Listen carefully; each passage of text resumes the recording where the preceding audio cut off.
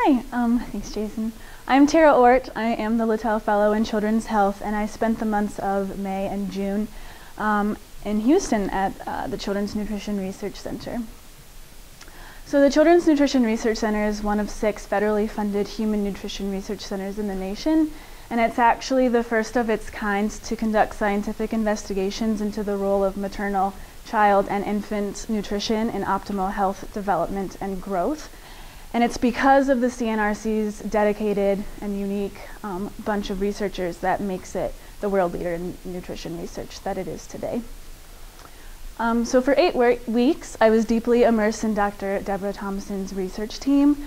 Debbie Thompson is one of a handful of behavioral scientists at the CNRC, and she focuses mainly on behavioral nutrition and then physical activity research. But she has 3 main focuses that are separate but related.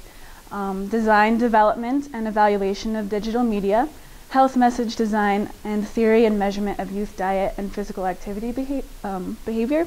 And all of these areas emphasize youth obesity prevention through the promotion of positive behaviors. So my first project was to update the design document for Squire's Quest II, Saving the Kingdom of Five-A-Lot, which is actually a 10-episode action-adventure behavior-changing video game that's delivered entirely over the internet. And the purpose of this is to help 4th and 5th graders eat more fruits and vegetables.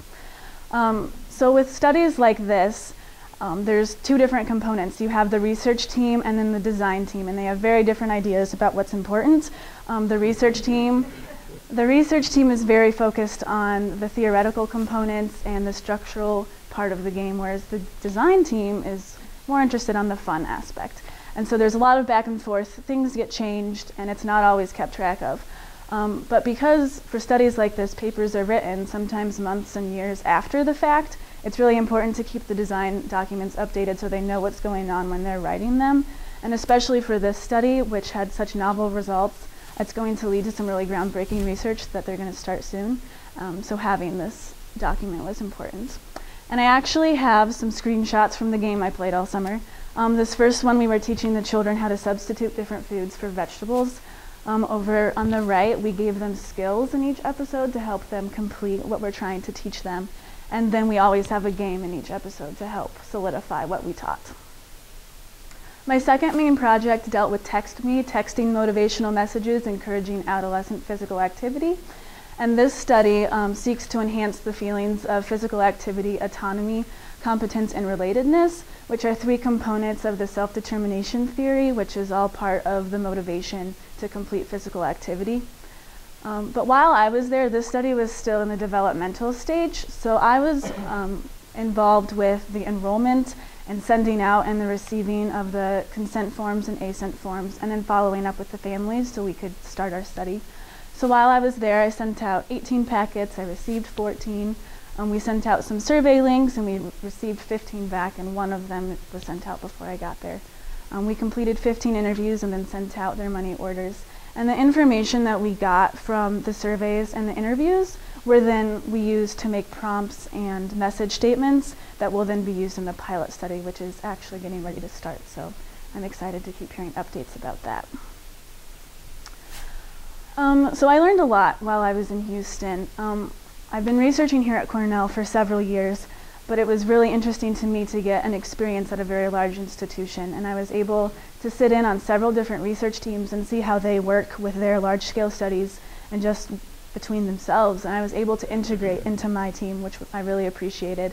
And I was also able to see every step of a large-scale study, so I got to watch the $1 million research grant proposals.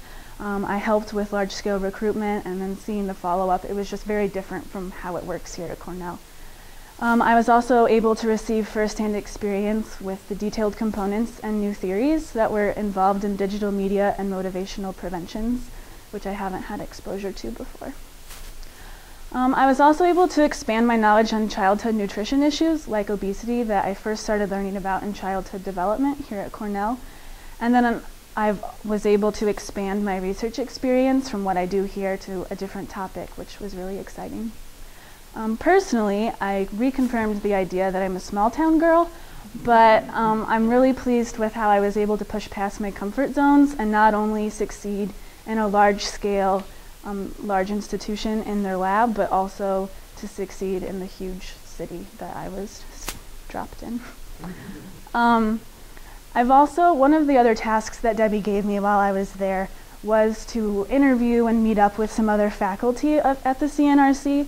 So I contacted a lot of them, and I ended up meeting with 6 of them. And through these conversations, which were extremely intimidating at first, I heard a lot of great stories. I got a lot of great advice, and then I ended up being able to network with some internationally known researchers, which has been invaluable. So hopefully this experience is already giving me a leg up against the applicants in my clinical psychology programs that I've just applied to.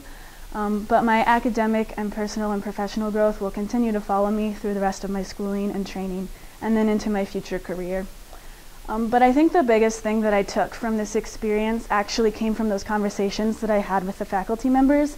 And while they were originally intimidating, I ended up getting a huge sense of comfort from them, because through their advice and our conversations that we had, I was actually able to narrow down my career goals and focus what my interests are in research.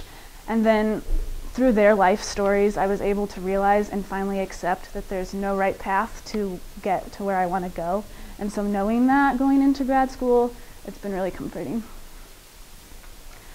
So my fellowship is in honor of Franklin Littell, who's a member of the class of 37.